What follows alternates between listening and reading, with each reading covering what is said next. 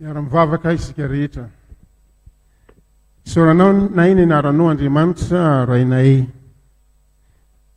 Rainay amin'ny alalan'i Jesosy Kristy Tompo sy mpamonjy anay ao amin'ny fanahy masina. Sotranao izay raha afaka manatrika ity fotoana lehibe ity, izay resahana indrindra ny bokin'ny fiainana, bokin'ny zanak'ondry, bokinao Andriamanitra, izay mitahiry ny fahasoavanao, famindramponao mamonjy izao tontolo izao. Dia miasa indrindra anao fanahy masina, mba ahafahanay manambara izay sitraky ny fonao, ary ahafahanay koa mandray mampifaliana ny fahasoavana atobaka ao amin'izao tontolo izao zany. Ny anaranao Jesosy no angatahana izany. Amen. Miarabantsika rehetra riavana, tonga eto amin'ity tolakandro ity. Manontany angamby ianao hoe manona ry izy mipetraka eto fa tsy ery. Satria eto ity. Zay tsy maintsy mamisy mampiasa azy. Ny anjara nomenay dia ny hoe voasoratra ho velona ny mino. Ia meritreritra anao ina ary no lazany amin'izany. Dia ho hitantsika izany. Fa alohan'izay dia ho vakitsika ny leksiona ao amin'ny Apokalipsy toko fahatelo andininy voalohany hatramin'ny fahaenina. Apokalipsy toko fahatelo andininy voalohany hatramin'ny fahaenina, izay nakana izany lohateny izany. Vakina amin'ny anaran'i Jesosy. Ary soraty ho amin'ny anjelin'ny fiangonana any Sardisy. Izao lazain'ilay manana ny fanahy fito n'Andriamanitra sy ny kintana fito. Fantatro ny asanao, fa manana anarana ho velona ianao, kanjo maty ihany. Miambena ka oreny tsara ny zavatra sisa izay saiky maty, fa tsy misy hitako tanteraka ny asanao eo anatrehan'Andriamanitra. Dia tsarovy ny amin'ny nandraisanao sy nandrenesanao, ary tany mafy ka mibebaha. Koa raha tsy hiambina ianao, dia ho tonga toy ny fiavin'ny mpangalatra aho, ka tsy ho fantatrao izay ora hihaviako aminao. Kanefa misy olona vitsy aty aminao aty Sardisy, izay tsy nandoto ny fitafiany, ary hiara-mandeha amiko mitafy lamba fotsy ireo, satria mendrika izy. Izay maharesy dia hitafy lamba fotsy tahaka ireo koa, ary tsy hamono ny anarany eo ambokin'ny fiainana tokoa aho. Fa hanaiky ny anarany eo anatrehan'ny raiko sy eo anatrehan'ny anjeliny, izay manatsofina aoka izy haino izay lazain'ny fanahy amin'ny fiangonana. Amen. Ny fiangonana tany Sardisy, iray eo amin'ireo fiangonana fito lazain'ny Apokalipsy toko faharoa sy fahatelo no anoratan'ny Tompo. Ina moa ny tantara andamosiny zany epistily zany. Lazainy fa fiangonana manana anarana ho velona, na lazaina na heverina ho velona ny fiangonana tany Sardisy, nefa maty izy. Natoky tena fa efa ao amin'ny Tompo, toy irony fiangonana lazaina ho matavy, be olona be, irony fiangonana tany Sardisy. Mihohoka anatiny, mandeha amin'ny fahazarany finoana hay tsy anjery, ka tsy hiainana entina miatrika sedra. Mipetraka fa tsy mandeha, matory fa tsy miady, mieritreritra ho misitraka fandresena, kanjo miesona amin'ny faharesena.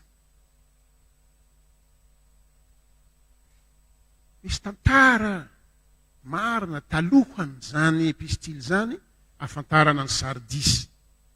Ary ny olona izay nianatra ny tantarany ny toeran'iny, ny malala zany tantara zany. Fa ny tanàna Sardisy dia miorina amin'ny tapitendrombohitra avo, izay hantsana avokoa ny manodidina azy.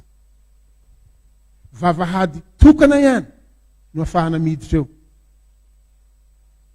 Zany hoe raha tsara ampona le vavahady na mihidy mafy, tsy misy fahavalo tafiditra ao, satria tsy azo iakarana ny hantsana rehetra manodidina azy.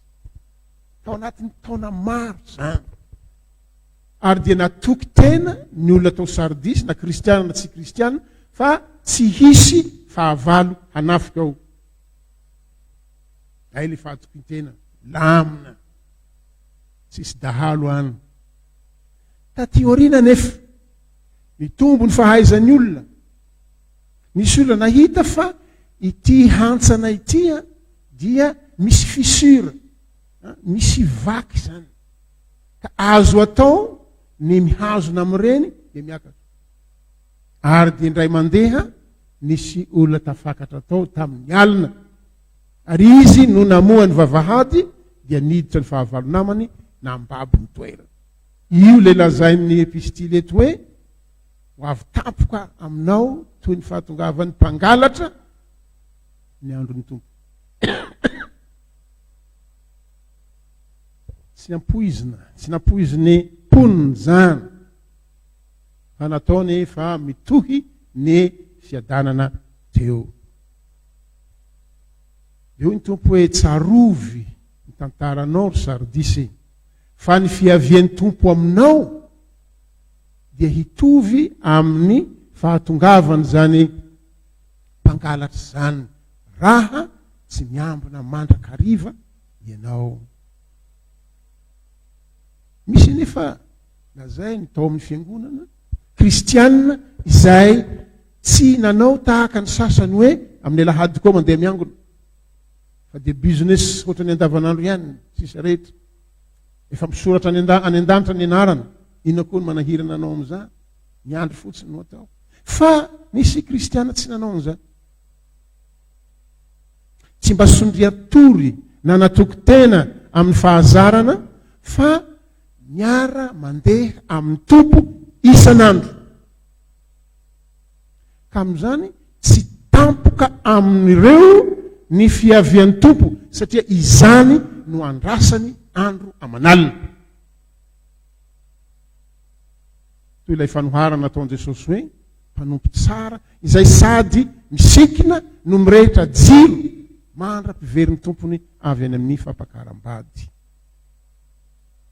Ny zavatra mahavariana, vao tsy ela nisy fahoriana tao aminay dia nisy namangy teo. Izy hoe ataonao moa tompoko fa dia fahafatesana no rasantsika eto. Aminareo fanandrian'izany be dia be miteny an'izany. Fahafatesana no andrasana eto. Efa namaly teny azy eo, ampamorana dia zao hoe tsy tompoko, tsy fahafatesana no andrasana eto, fa Jesosy no andrasana eto. Na amin'ny lalan'ny fahafatesana no atongavany, na amin'ny lalan'ny voninahitra lehibe avy any amin'ny lanitra no atongavany, izy no andrasana eto fa tsy fahafatesana. Reto olona vitsy lazain'ny epistily ho an'ny Sardisy reto, izay ny tompo no arahany isan'andro ary efa antenainy ny fahatongavany ka tsy ho tampoka aminy zany. Lazain'i Jesosy fa ireo le mpino atao hoe maharesy, ka hitafy fitafiana fandresena miaraka amin'izy tompo, ary lazainy hoe tsy hamono ny anarany ao am-boky ny fiainana tokoa, fa hanaiky ny anarany eo anatrehan'ny raiko sy eo anatrehan'ny anjeliny. Iresaka ny amin'ity hoe boky ny fiainana ity isika, mipetraka ny fanontaniana hoe inona marina moa zany atao hoe boky ny fiainana ao amin'Andriamanitra misy ny anarany mino zany. Mety hatra amin'ny sikolahady ianao nefa nahalala nandreany zany fa fantatro ve zany. Tsara ho resara mako zany a, sao mihevitra isika fa misy boky maro mihevaheva, misy biblioteka ny an-danitra feno boky. Dia izay le resahana eto. Indrindra amin'izao fotoana ny haitao amin'ny kajy mirindra izao, izay ny tanora sy ny tsy tanora loatra tsony efa samy mikirakira ordinateur, kalikajy avokoa. Ina moa nipetrahana zany boky zany. Tsara resahana kely ny amin'izany. Inona zany boky zany? Inona ny dikan'izany amin'izao tsika miteny zao? Ny mahavantana ny mpandinika rehefa resaka boky ao amin'Andriamanitra no resahana dia izay lazainy Mosesy. Resaka ny fanaovana Mosesy tamin'i Jehova rehefa nifona ho an'ny zanak'Israely izy, satria nanota ireo zanak'Israely teo ireo tamin'ny nanaovany sampy ombolahy kely volamena. Any dia tantara amin'ny Exodosy 2:7. Niteny tamin'i Jehova Mosesy hoe, enganie ka hamela ny fahotany ianao Jehova ao. Fa raha tsy zany mifona aminao aho, vonoy eo amin'ny bokinao izay nanoratanao ny anarako. Eo zany mamaky ny testamenta alohanao, eo manomboka mahita an'izany boky ao amin'Andriamanitra izay anoratana ny anaran'ny zanak'Israely zany. Tamin'ny andron'ny Mosesy manko dia efa kolotsaina fantatry ny olona, nahazatra ny olona. Fa raha misy harena sarobidy dia tehirizina anaty vilany-tany zany. Raha misy zavatra sarobidy tahaka ny hoe tantaram-pandresena na fifanekena tena sarobidy aminao akaiky ny fo, dia tehirizina anatiny horonam-boky zany. Mbola tsy nisy boky ohatra ny reto tamin'izany. Fa na vato fisaka no atao, na hoditra ondry, na hoditra biby hafa zay azo amboarina, nanoratana ny anarana, na tamin'izareo tany Egypta dia reny papyrus reny no namboarina ho taratasy. Dia natao anaty horonam-boky izay zavatra maminy fonao indrindra. Ka ny zavatra resahany Mosesy eto izao, ny fifanekena nataon'Andriamanitra tamin'ny taranaky Abrahama, faneke-pahasoavana dia faneke-pihavanana dia toy ny tehirizin'Andriamanitra amin'ny boky sarobidy aminy. Ary zay ny référence ataon'ny Mosesy hoe, vonoy amin'io taratasy sarobidy aminao io ny anarako raha tsy hamela ny heriko reto ianao. Zany hoe ny anaran'ny Mosesy isorona, fa ny anaran'ireo taranaky Abrahama reo tokony hijanona ao anatin'izany bokin'Andriamanitra izany. Fa minomboko mazava amintsika zany. Fa zany boky zany izay resahan'ny Mosesy eto dia milaza indrindra ny aty fon'Andriamanitra amin'izay tiany indrindra tehirizina. Fa raha mandroso mamaky ny testamenta aloha ihany sika dia mahita ao amin'ny Salamo 7:20. Ny mino izay enjehina amin'izany finoana zany, enjehina maha olon'Andriamanitra azy, ary io mino mitaraina amin'Andriamanitra hoe ireo mpanenjika ireo vonoy ireo.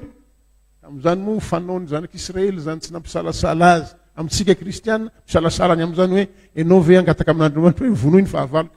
Fa tamin'izany to vonoy ny anarany ao amin'ny boky ny velona, ary aza vela ho ao amin'ny boky ny marina ny anarany. Zany hoe misy boky anankiroa zany taty amin'ny andron'ny Salamo. Dia le atao hoe boky ny velona, fanaovana recensement, sahala amin'ireny atao amin'ny soram-piankohonana reny. Fa misy kosa boky izay ao amin'Andriamanitra ho an'ny marina, ho an'ny olon'Andriamanitra. Izao tsika zany efa miha manakaikikaiky ny aty amin'ny andron'ny testamenta vaovao. Fa miavaka ny boky Mosesy, boky ny faneke-pihavanana no an-tsainy. Salamo misy ny hoe misoratra daholo ny anaran'izay olombelona rehetra, fa iny be sy ny maro iny. Fa misy le boky manokana ho an'ny marina izay ao amin'Andriamanitra. Fa ao amin'ny Apokalipsy no ahitantsika bebe kokoa ny amin'ny resaka momba n'ity boky any an-danitra ity, izay manazava ny nilazain'i Jesosy ao amin'ny Luka 10:20 hoe, aza mifaly ianareo satria manaiky anareo ny fanahy, fa mifalia fa voasoratra any an-danitra ny anaranareo. Voasoratra aiza any an-danitra. Ny apokalipsy dia milaza fa misy boky anankiroa any an-danitra. Ary reo boky anankiroa reo dia ho velarina rehefa tonga ny fitsarana. Apokalipsy 20, andeny 12 sy ny manaraka eo zany. Ny atsika moa ny teny malagasy ny pluriel dia mitovy aminy amin'ny singulier. Velarina ny boky. Raha mijery dika teny hafa ianao na ny teny grika dia pluriel zany. Ho velarina ireo boky, be dia be le boky velarina. Dia misy roa karazana. Misy ny atao hoe boky ny asa, ary misy ny atao hoe boky ny fiainana izay any zanak'ondry. Ty faharoa ty le lazainy Salamo hoe boky ny marina. Misy boky roa ho velarina, be dia be le boky momba ny asa. Ny olombelona rehetra ety ambony tany voasoratra anatin'izany boky ny asa zany, avokoa ny asa ataony. Fa izao lazainy Apokalipsy 20:15. Ny olona rehetra izay tsy hita ao anatin'ny boky ny fiainana ny anarany dia atsipy any amin'ny farihy afo. Any fahafatesana faharoa zany. Zay aloha dia mandeha voalohany iny. Rehefa tsy ao anatin'ny boky ny fiainana dia any. Ary atao ahoana le boky ny asa? Io jerena ny asa n'olona tsirairay. Fa izao ny zavatra voalazo eo. Misy tranga roa zany mamperitreritra indrindra. Raha sokafana le boky ny asa, misy olona tena mamirapiratra, tsara, marina ny asany. Nefa tsy ao anatin'ny boky ny fiainana izy, dia tsy ahazoan'ny fiainana mandrakizay. Zany asa mamirapiratra tsara nataony zany. Satria tsy amin'ny anaran'i Jesosy no anaovany azy. Ny apokalipsy zany.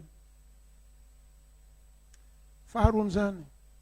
Raha ao anatin'ny boky ny fiainana izay ny zanak'ondry kosa, ny anaranao, tokony hanao hoana ny voasoratra amin'ny boky ny asa momba anao. Le mamperitreritra. Ary zay, ary tsy sardisy ihany mamperitreritina amin'izany, fa isika koa.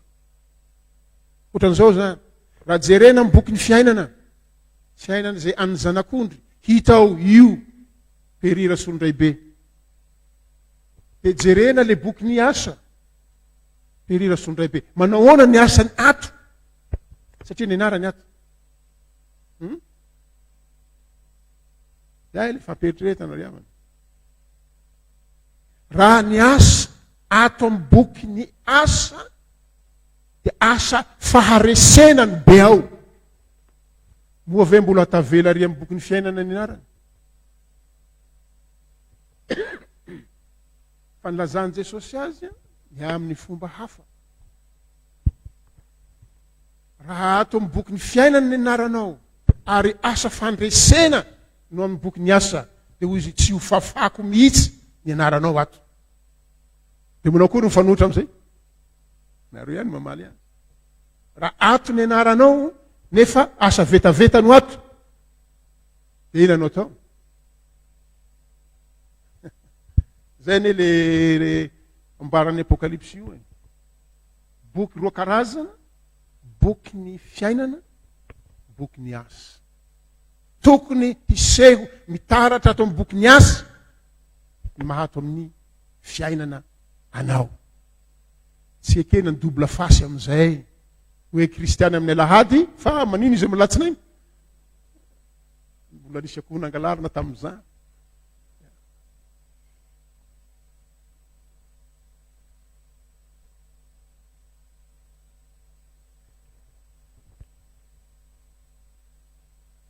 Ka misy zavatra anankiray koa zany tiako iarahantsika mandinika eto mba hahitsy le famakitsika ny boky ny apokalipsy. Ary ty faharoa ty tena iankina zavatra lehibe tokoa. Hoe satria indraindray ny dikateny na dikateny malagasy na dikateny frantsay mivakinao dia mety mitondra anao ny fahadisoana goavana.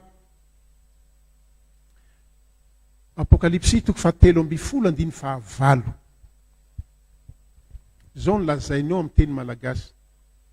Apokalipsy toko fahatelo amby folo andiny fahavalo. Zao no lazainy.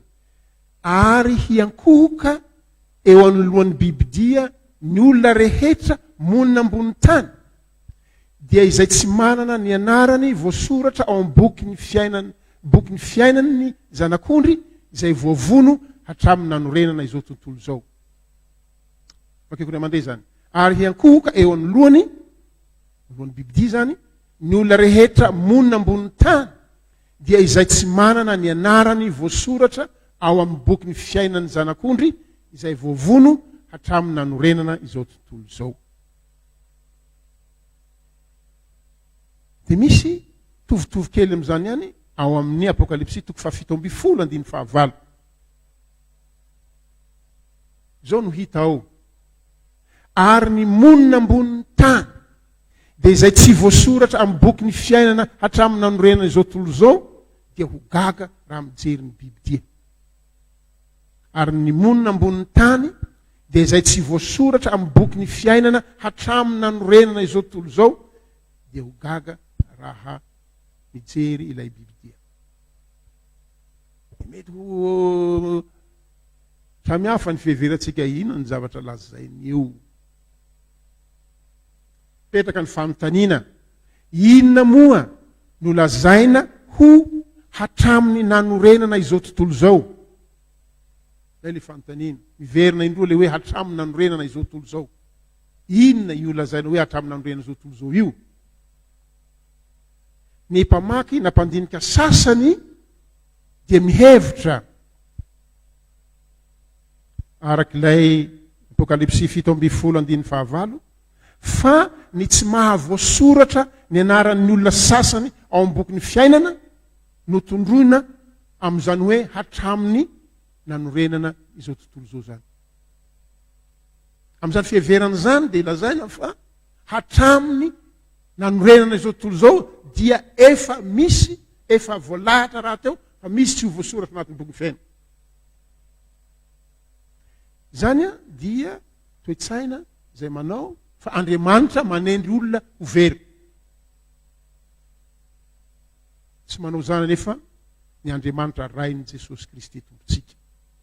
Mazava tsara zany. Tsy manao an'izany izy. Zavatra lazain'i Paoly amin'ny Efesiana toko voalohany andiny fahaefatra hatramin'ny fahaenina dia izao hoe talohany hanorenana an'izao tontolo zao dia efa nofidian'Andriamanitra ao amin'i Jesosy Kristy. Izay ho vonjena. Eo ny famonjena dia tsy amin'ny anarany izy aniza hafa, fa amin'ny anaran'i Jesosy Kristy. Talohany hamoronana izao tontolo zao dia efa nifidy an'izany Andriamanitra. Hoe tsy milaza izy hoe nivery dia efa ho tendreny mialoha. Ina koa no antony hamoronany azy rehefa ho tendreny mialoha zany. Fa tsy izany no fanaony Andriamanitra rain'i Jesosy Kristy. Zavatra faharoa dia ity. Misy koa mamaky ny Apokalipsy telo amby folo andiny fahavalo dia mihevitra raha mamaky io teny malagasy io fa ny zanak'ondry izay voavono hatramin'ny nanorenana izao tontolo zao. Fakiny mitohy eo zany tsy misy fiatoana fa hoy izy hoe tsy voasoratra eo amin'ny boky ny fiainan'ny zanak'ondry izay voavono hatramin'ny nanorenana izao tontolo zao. Zanak'ondry zany rehefa voavono hatramin'ny nanorenana izao tontolo zao. Raha izany ny famaky azy dia tsy hita akory ny fandraisany fahafatesan'i Kristy amin'ny tsy mahavoasoratra ny anarany rehetra ao amin'ny boky ny fiainana. Ka izay dia mila tandremana amin'ilay dikateny. Ny zavatra fahatelo ny lazain'ny dikateny eo amin'ny dième. Amintsika efa maro nahita ny dième. Mikasika an'io telo amby folo valo sy fito amby folo valo io no heveriko ho mazava kokoa. Fa lazainy fa ny hatramin'ny nanorenana izao tontolo zao dia ilay boky ny fiainana. Ilay boky ny fiainana izay an'ny zanak'ondry dia efa teo hatramin'ny nanorenana izao tontolo zao. Dikan'izany dia izao ny fitiavan'Andriamanitra handray ny olombelona ho ao amin'ny ankohonany, ho ao amin'ny fony, ho zanaka sarobidy aminy, dia efa hatraminy nanorenany izao tontolo izao. Ka lay boky ny fiainana, lay boky ny zanak'Andriamanitra, io no efa teo hatraminy nanorenana izao tontolo izao. Ary tsy ankisendrasendra izany boky izany. Ary tsy hanenenan'Andriamanitra zany. Ary io no lazainy Paoly amin'ny Efesana toko voalohany, andiny faefatra hatramin'ny fahaenina hoe efa no fidin'Andriamanitra fa ho ao amin'ny Kristy mitondrana famonjena ho an'izao tontolo izao. Engany ka hazava amintsika zany zavatra zany mba tsy hifangaro hoe ity Andriamanitra manavakavaka, ity toy izao. Tsy ny fon'Andriamanitra misokatra mba hitahiry ny olona ho amin'ny famonjena dia efa teo hatramin'ny namoronana izao tontolo izao. Fanontaniana manaraka aperatsika dia hoe ahoana ary moa no mahatonga ny olona ho voasoratra ao amin'ny boky ny fiainana ny anarany, ary manahoana no fiainana izay olona voasoratra ao amin'ny boky ny fiainana ny anarany. Ahoana ny hatafitra ny anaranao ao? Tsy tena voalaza maro manko iza manoratra azy io, hoe voasoratra ho izy, passif zany. Fa iza no manoratra azy? Ary ahoana ny fiainan'ny olona rehefa soratra ao amin'ny boky ny anarany? Te hindrana ny fampianarany Paoly apôstôly aho hiresahana ny amin'izany. Marina nefa fa indray mandeha ihany i Paoly no nampiasa ny hoe voasoratra ao amin'ny boky ny fiainana.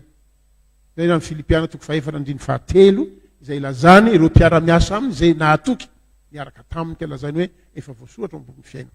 Fa i Paoly tsy dia mampiasa izany fomba fijery zany. Fa izao no fampianarana azo raisina avy amin'ny Paoly ny amin'ny fiarahana amin'ny tompo.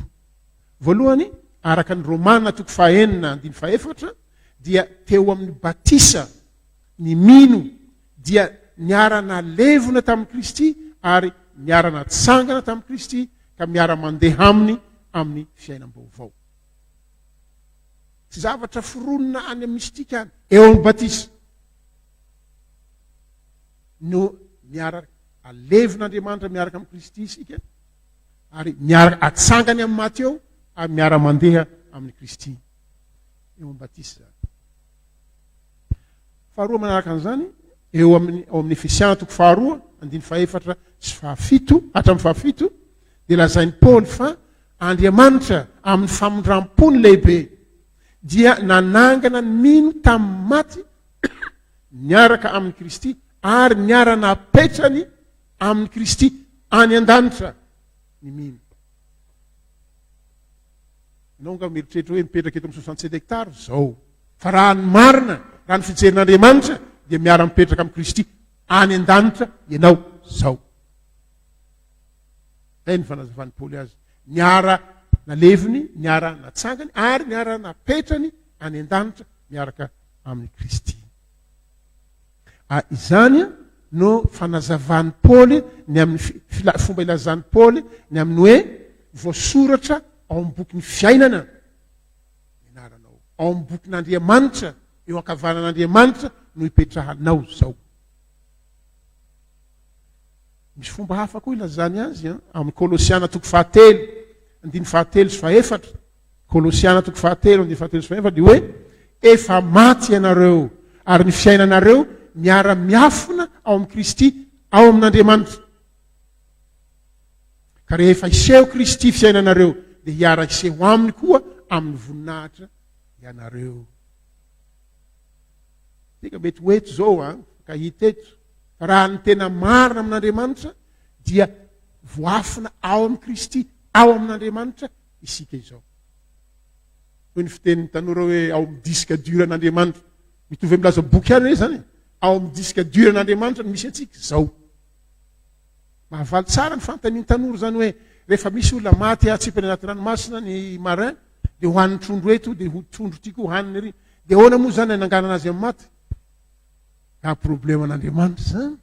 Ianao efa miafina ao amin'ny disque dur an'Andriamanitra ka miteny fotsiny izy hoe docteur Perry mivoaha ianao. Ifo io izy. Nga ho karoina eran'ity ranomasina eran'izao tontolo zao ty.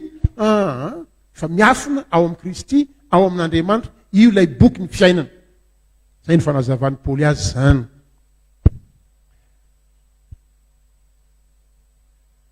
Io manazava kokoa amitsika le teny Jesosy hoe handeha amboatra fitoerana ho anareo ary ho avondray haka anareo, ka izay toerako ny toeranareo koa.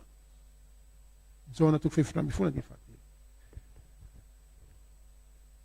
Ampianarin'ny Paoly ao amin'ny Efesiana 3 hatramin'ny 9 fa tsy hoe mipetraka fotsiny donanam-poana ny an-danitra ny mino, fa izao koa miara-mandeha amin'ny Kristy eto amin'izao fiainana zao izy, ka manatanteraka izay niantsoan'Andriamanitra ny mino amin'ny maha fahazavana azy, amin'ny fanetrentena, fahalemem-panahy, faharipo, fitiavana, fahazotoana, mitana ny firaisana amin'ny fehim-pihavanana ho izy.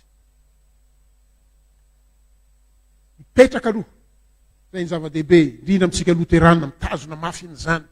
Mipetraka aloha any an-danitra, tsy hoe mihazakazaka aloha mba hipetraka, fa mipetraka efa napetrany ihany, fa nahazo zany. Efa rehefa avy eo tao amin'ny hoe avia anaraka dia mandeha. Zay no ampianarana ny Sardis, tsy matory fa mandeha miaraka aminy. Ary mandeha hanatanteraka vocation, fiantsoana. Tsika moa indraindray rehefa atao hoe nahazo fiantsoana tompoko. Ino zay fiantsoana zay? Hanao mpiandry, hanao katekista, hanao pastora. Fa tsy misy olona miteny hoe hanao nahazo vocation aho, nahazo fiantsoana fa hanao chauffeur taxi. Nefa ny azy zay no marina. Fa ny atsika be sy ny maro no diso. Satria ny fiantsoan'Andriamanitra dia ny hahatonga atsika ho fitaovana hitondra fitahiana ho an'ny mpiarabelona amintsika. Izay no vocation zay. Ary misy sehatra efatra iasany vocation'Andriamanitra, ny fiantsoan'Andriamanitra. Dia ny fiantsoana eo amin'ny ankohonana, fiantsoana eo amin'ny fiangonana, fiantsoana eo amin'ny fanjakana, ary fiantsoana eo amin'ny asa fanasoavana. Iantsoan'Andriamanitra antsika avokoa zany. Ary ny fiantsoana eo amin'ny fiangonana dia tsy hoe ny pastora sy ny katekista sy ny diakona ihany no antsoiny eo. Fa ianao kristiana koa antsoiny hampianatra sekolahady, antsoiny handeha hanao fafisoa, antsoiny handeha hanao. Antsoin'Andriamanitra eo amin'ny sehatra efatra samy hafa tika. Ho fitaovana mitondra ny fitahiny ho an'ny olombelona rehetra. Ary amin'izany fiantsoana zany no isehoan'ny mino ho fiasan'Andriamanitra, eo ampilatan'Andriamanitra ary hamasininy amin'izany. Amin'izany mino miaraka amin'ny Kristy, miara-mandeha aminy zany no isedrany ady samy hafa. Ary zany mahatonga ny Paoly amin'ny Efesiana 4:9 hatramin'ny 7 mampianatra hoe manam-pahavalo ny mino, tsy eo amin'ny nofo sy izao tontolo izao ihany, fa amin'ny fanangoleny devoly sy ny fanjakany maizina. Ka noho izany, ahoana ho izy? Mifahara, mipetraka, mandeha ary mifahatra. Afaka mifahatra satria efa mipetraka any, fa miafina amin'ny Kristy, afaka mifahatra. Afaka mifahatra sy mandeha, ary afa mandeha dia misedra izao ady maro samihafa zao. Amin'ny ady mafy resahan'ny Paoly eo dia ny fanangoleny devoly, ny fanjakany maizina. Hoy izy hoe hitafio avokoa ny fiadian'Andriamanitra rehetra mba hahafahatra ianareo. Io ilay lazain'ny tompo amin'ny fiangonana tany Sardisy hoe aoka tsy hatory manam-pahavalo, mana fahavalo zay tsy tia anao ary tsy tia ny Andriamanitra ivavahanao. Eo no isehoan'ny fandresenao na faharesenao. Mahafahatra venao.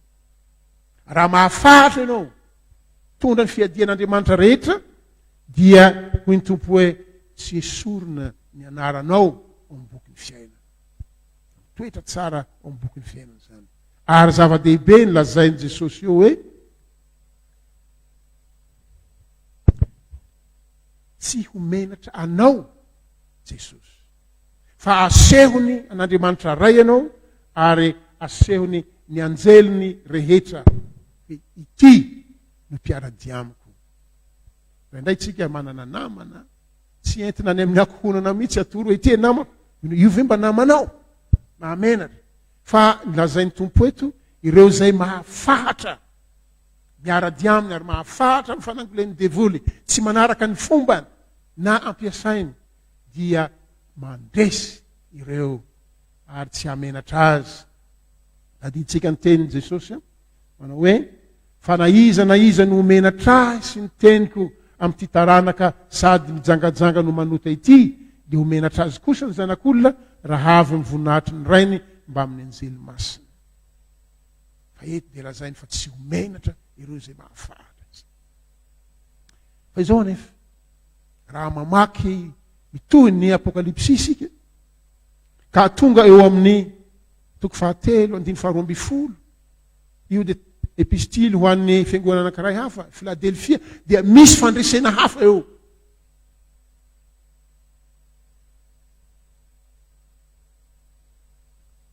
Fandresena hafa zay andraisatsika fampianarana avy amin'ny Paoly ihany koa.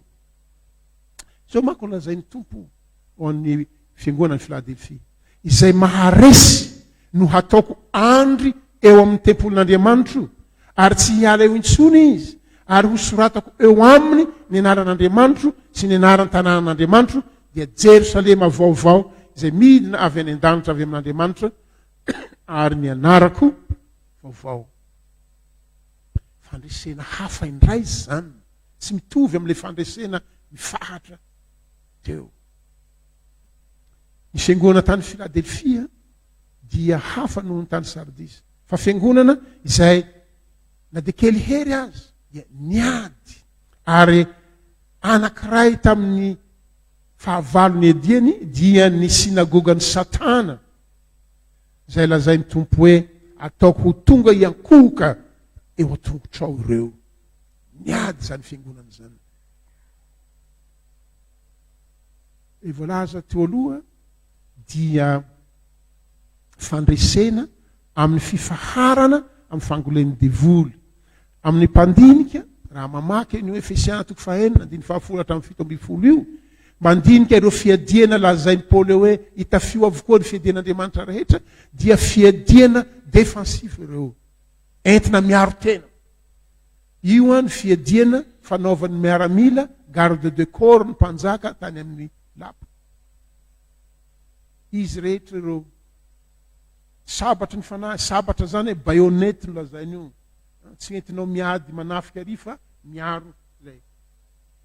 Fiadiana fiarovan-tena.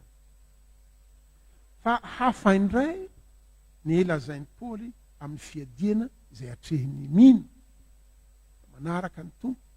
Lazainy amin'ny Romana 7:12 hoe efa lasa ny alina, efa kaiky ny andro, koa aoka hitafiantsika ny fiadiany mazava, hitafio Jesosy Kristy tompo.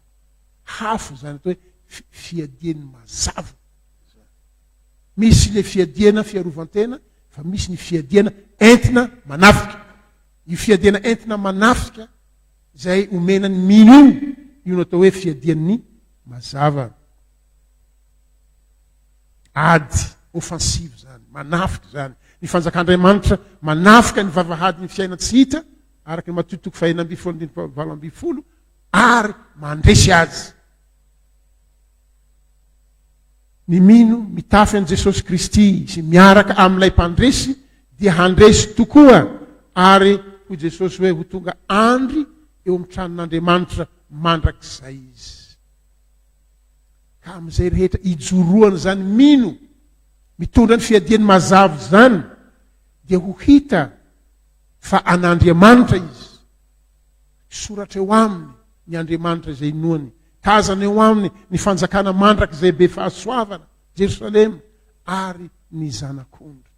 Dia lazainy hoe ny tompo no manoratra ireo amin'izany mino mitondra ny fiadiany mazava zany. Zany fiadiany mazava zany ry havana dia nampiasain'ny Paoly tenany imbetsaka ary resahany betsaka koa amin'ny epistily, indrindra ny epistily ho an'ny Korintianina faharoa. Epistily faharoa ho an'ny Korintianina. Manome sombiny kely amin'izay anazavany azy. Korintiana faharoa toko 10:4. Fa tsy avy amin'ny nofo ny fiadian'ny tafokay, fa mahery amin'Andriamanitra handrava fiarovana mafy, forteresse zany, ka mandrava ny fisainana sy ny zavatra avo rehetra izay atsangana hanohitra ny fahalalànan'Andriamanitra, ka mamabo ny hevitra rehetra hanaiky an'i Kristy, ary vonona hamaly ny tsy fanarahana rehetra izahay rehefa tanteraka ny fanarahanareo. Lesona manokana moa ny amin'izany hoe fiadiany mazava zany. Maro ny kristiana sy dia mahalala zany. Ary raha tahiny sitrapony tompo, dia mety hivoaka amin'ny taona ho avy io ny boky momba zany hoe fiadiany mazava zany. Ohatra kely anankiray, lazainy Jesosy ny amin'ny fiadiany mazava. Mandehana ianareo ho izy, maniraka ny mpianana izy. Toy ny zanak'ondry eo anivony amboadia maro. Zany amboadia zany mety ho 10-12, fa zanak'ondry no fovoany. Raha miady amin'io io amboadia ireo, iza no ho resy? Hoy Jesosy hoe, raha miady amin'ny amboadia le zanak'ondry, hendre tahaka ny menarana, fa mora tahaka ny voromalala. Tsy ny haiady ny ondry no entinao, ary tsy ny haiady ny amboadia fa ho resy ianao, fa ny haiady ny voromalala sy ny menarana. Misy atao hoe fiadiany mazava. Paoly sy Silasy nanao an'izany, nogadraina nibiazana mafy tany amin'ny fonja tany Filipi. Noho ny mamanton'alina, ina nataony? Nihira izy. Tsy nihatsarany feony, asana besona ina nataony, fa nihira izy, nitory ten'Andriamanitra amin'ny gadra tao amin'ny fonja, nogejaina amin'ny boloky hazo ny tongony sy ny tanany, nihira izy. Zany hiry zany fiadiany mazava, tetraka horohoro tany, goavana tany Filipi, nivaha daholo, gadra tao. Fa le olona voagadra tsy misy nandositra, fa voababo ny toriteniny izy mirahalahy mihira. Ary dia teo nisiany famonjena ho an'ilay mpiandry fonja sy ho azy mirahalahy. Fiadiany mazava. Ary misy maro amin'ny soratra masina izany fiadiany mazava zany, araka ny teny Paoly hoe hitafio ny fiadiany mazava. Enganeko ho avy ny fotoana izay ivoahany zany boky zany, ary afahantsika mandinika ka miaina araky ny zany atao hoe miady mandresy izany, ka ho tonga andry eo amin'ny fiangonan'Andriamanitra, eo amin'ny tranon'Andriamanitra. Farany ho an'ny toby sy ny fiangonana fanantenana, dia izao no hafatra apetraky ny tompo. Araky ny Jona 4:10, andininy voalohany sy ny manaraka. Tsy hamela nareo kamboty aho, hoy ny tompo zany. Hankaty aminareo aho. Vetivety foana dia tsy hahita ahy intsony zao tontolo zao, fa ianareo no hahita ahy, satria velona aho dia ho velona koa ianareo. Amin'izany andro zany dia ho fantatrareo fa izaho ao amin'ny raiko, ary ianareo ato amiko, ary zaho ao aminareo. Izay manana ny didiko ka mitandrina izany dia ho tia ahy, ary izaho ho tia azy, ary izay tia ahy dia ho tia ny raiko, ary zaho ho tia azy ka hiseho aminy. Izao ny didiko ny tompo dia ny fankatiavanareo.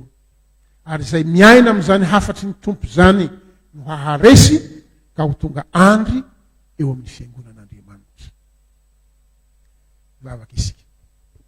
Soranay ny anaranao Jesosy Kristy tomponay, fa ianao no hiafenany fiainanay manontolo any an-danitra sy ety an-tany. Ianao no mahavelona anay, mampihetsika anay, arahanay eto amin'izao tontolo zao. Ary ianao koa mitondra anay fandresena amin'ny fandresena isan-karazany. Fandresena amin'ny fifaharana amin'ny ratsy, ary fandresena ny fanjakana ratsy eto. Ataovy andro eo amin'ny fiangonanao izay, mba hiseho amin'ny taranaka mandimby rehetra ny alehibe ny famindramponao amin'ity taranaka malagasy ity. Ny anaranao Jesosy mangatana izany. Amen.